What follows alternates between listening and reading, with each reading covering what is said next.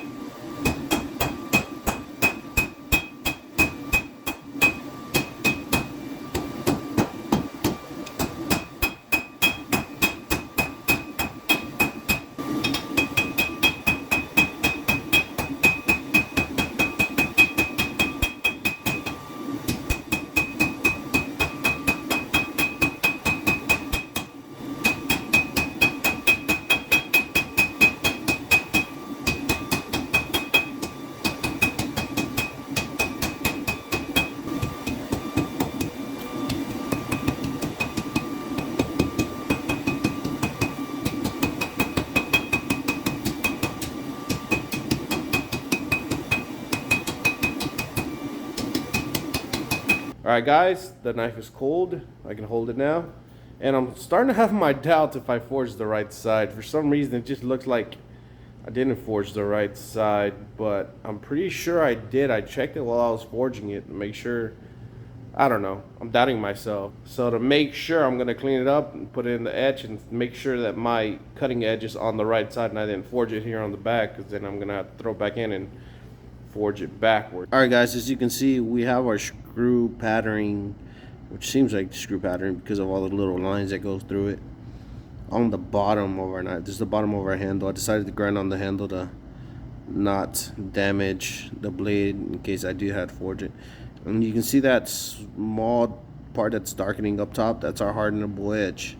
So yeah, I totally did this guy backwards, and that sucks. I'm putting it back in the forge. I'm gonna have to flip it around, and hopefully it comes out as pretty as this, because this guy was pretty.